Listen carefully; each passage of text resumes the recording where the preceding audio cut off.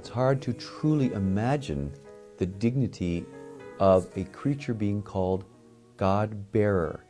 But indeed, that's what the mother of Jesus is called, and that's what the first dogma regarding the mother of Jesus is properly identified as, the Theotokos, the God-bearer. Hello and welcome to MaryCast. This is Dr. Mark Miravalle, Professor of Theology and Mariology at the Franciscan University of Steubenville, and we're going to examine the first dogma regarding the Blessed Virgin Mary. What's the setting? We're in the 5th century. It is the Council of Ephesus, 431. It's the third ecumenical council of the Church. And remember, an ecumenical council is a council, the decisions of which bind the entire Church. And the occasion is actually an occasion of controversy. But so often in the history of the Church, where error seeks to enter, truth comes over and champions and crushes the error. And that's very much the scenario that happens in the time leading up to the Council of Ephesus. So what exactly is taking place?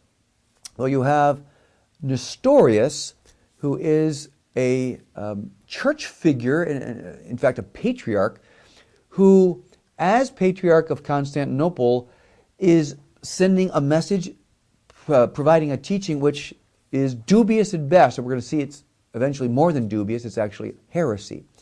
And what he's saying is that you cannot call Mary the Theotokos, or the Theotokos, the God-bearer.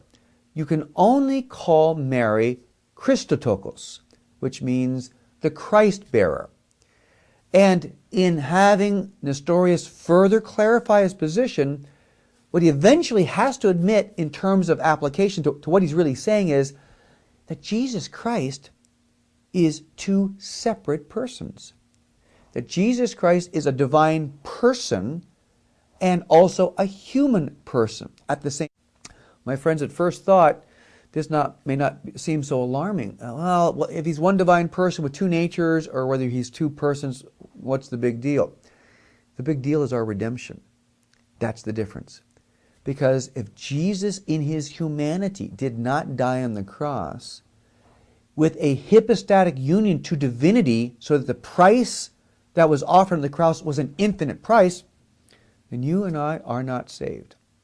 You and I do not have the doors of paradise open to us if we cooperate with Jesus' grace. That's how big this Nestorian heresy is in its impact on Jesus, on the Church, on redemption. So it is St. Cyril of Alexandria who comes to the champion of Our Lady and comes to the Council of Ephesus after several times trying to correct the errors of Nestorius, and he gives us what we can now call a type of Ephesus syllogism, three-part summary. Number one, that Jesus Christ is God. Number two, that Mary is the mother of Jesus Christ. Therefore, number three, Mary is the mother of God. And Cyril says that anyone who refuses to call Mary mother of God is anathema. That means that they're removed from the good graces of the Church, or excommunicated.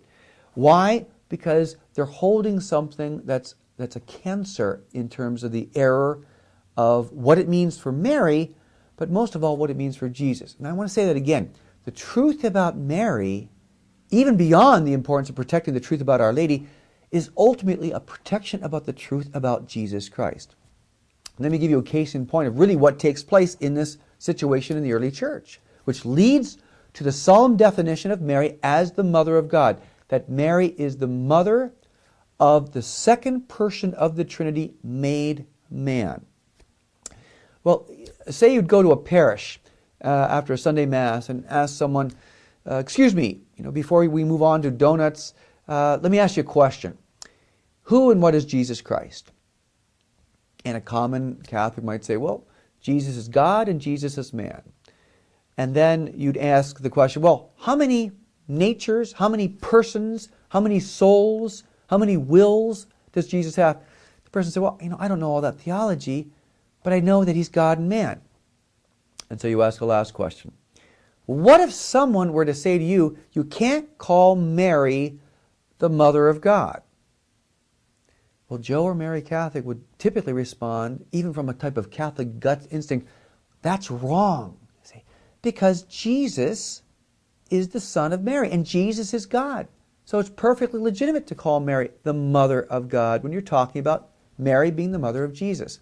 See, that in short form is what happened in the early church. They weren't really clear what Nestorius was saying about Jesus because he would ebb and flow sometimes in how he would present this. But as soon as he denied Mary the title Mother of God, they said, well, here's something major. And it's not just about Mary, it's about Jesus. So this is where the truth of Mary protects the truth about Jesus. Even in her truth, the mother's always protecting the Son. And that's what happens at the Council of Ephesus. So, to understand this dogma of Mary, we have to understand two things. One is, what is motherhood? And secondly, what exactly does Mary give to the hypostatic union, to the union of God and man indissolubly in the one person of Jesus Christ? Well, first of all, motherhood. How do we classically define motherhood? Well, a mother is a woman who gives to her offspring a nature identical to her own. So, what did our mothers give to us? Of course, with the cooperation of our fathers. They presented us a nature identical to our own. In our cases, a fallen human nature. So, they produced the body. Our father and mother produced the body, and especially after the soul is infused into the body at the moment of conception. Indeed, the mother's nature is passed on to her offspring. So let's keep that in mind, and let's go to the second part of the question. What exactly does Mary give to Jesus, to the hypostatic union? And we know that Orthodox Christology tells us that Jesus is one divine person with a fully human nature and a fully divine nature. So, what does Mary give to Jesus? Well, first of all, Mary does not give to Jesus his divine nature. Jesus is the Word from all eternity, no beginning, no end. He's the Alpha, the Omega. Secondly, Mary does not give to Jesus his divine nature. That also has always been with the divine person. So, divine person and divine nature has existed from all eternity. What then does Mary give to Jesus? Mary gives to Jesus a nature identical to her own. Mary gives to Jesus an immaculate human nature. And since, and here's the key of this dogma, since the human nature of Jesus is indissolubly, is hypostatically united to the divine Word and the divine person, you can therefore say that Mary gave birth to a Son who is truly God. Mary gave birth to the God-man. And that's why, my friends, you never rip apart the hypostatic union. You never seek to separate this perfect union, this providentially perfect union of the divine nature and divine person in Jesus with his human nature. So Mary is the mother of God the Son made man. And my friends, this is something we have to rejoice in.